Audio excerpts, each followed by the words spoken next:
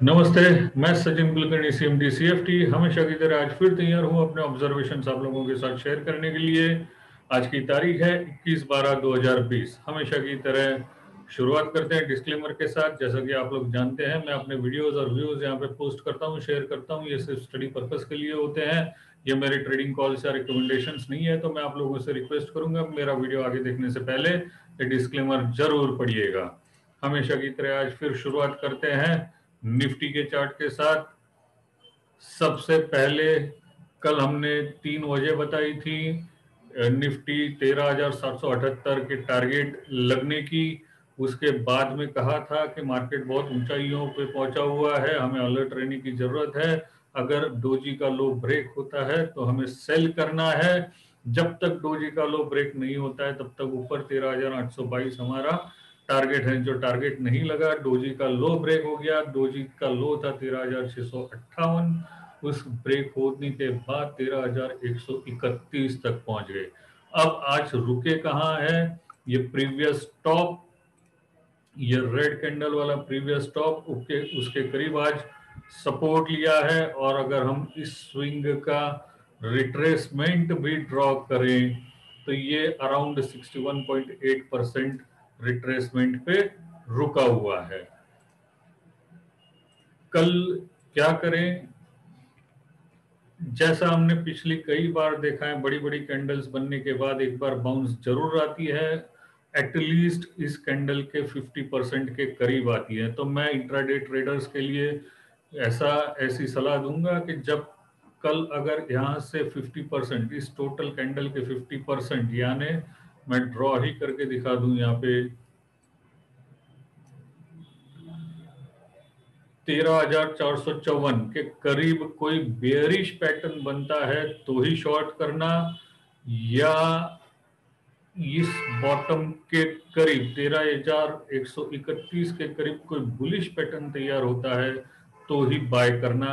अन्यथा इसके बीच में कोई ट्रेड लेने की जरूरत नहीं है। पोजिशनल ट्रेडर्स को हमने कहा था ये डोजी का लो आपका स्टॉप लॉस है, उसका स्टॉप लॉस हिट हो गया है और वहां से शॉर्ट पोजीशन भी क्रिएट हो गया है। अब पोजिशनल न्यू बाय कब बनेगा? या तो कोई बुलिश पैटर्न पहले बन जाए, या प्रीवियस टॉप ये जो अभी 13,772 77 के बने हुए हैं, 78 पकड़ लीजिए टॉप बने, उसके क्रॉस करने के बाद ही पोजिशनल बाइंग होगी। या यहाँ पे कोई बुलिश पैटर्न तैयार हो जाए, इसका लो ब्रेक न हो और आरएसआई में हिडन डाइवर्जेंस बन जाए तो भी पोजिशनल ट्रेडर्स फिर बाय कर सकते हैं। निफ्टी बैंक के लिए हमने कल कहा था इंट्राडे में ट्रायंगल की लाइन थी, जब तक वो लाइन ब्रेक नहीं हो जाती है ऊपर में तब तक बाय नहीं करना है। आज वहां तक पहुंचे ही नहीं, ये ट्रायंगल की लाइन बताई हुई थी, आज हम वहां पे पहुंचे ही नहीं है और सीधा यहाँ से नीचे आ गए हैं। डेली चार्ट पे जो हमने स्टॉप लॉसेस दिए थे बायर्स के लिए, लॉन्ग्स के लिए, और जिसके नीचे शॉर्ट जाने के लिए कहा गया था इस कैंडल के और ट्रेंड लाइन के, उसको ब्रेक, यानी 30,200 और 30,300 के करीब का लेवल हमने कहा था। 30,200 ब्रेक होने के बाद आज 29,201 तक पहुंच गए हैं। बैंक निफ्टी में भी बड़ा कैंडल बना है, तो बैंक निफ्टी में अगर आज का कैंडल का लो ब्रेक हो जाता है तो ही हम शॉर्ट करेंगे। और शॉर्ट करने के बाद ये बॉटम 27,703 हमारा टारगेट हो सकता है। लेकिन अभी शॉर्ट कब करेंगे? इसका बॉटम ब्रेक होने के बाद ही, या फिर इसमें भी कोई साइजेबल बाउंस आए और वहां पे कोई बेरिश पैटर्न बने तो ही। नहीं तो इतनी बड़ी बड़ी कैंडल में हम शॉर्ट करने के बाद 1000 पॉइंट हम स्टॉप लॉस रख सकते हैं क्या? Not possible. So let it bounce once again, and if it forms any bearish pattern at that point, then only sell. मैं उम्मीद करता हूं हमेशा की तरह आज के ऑब्जर्वेशंस, आज के वीडियोस भी आपको पसंद आए होंगे।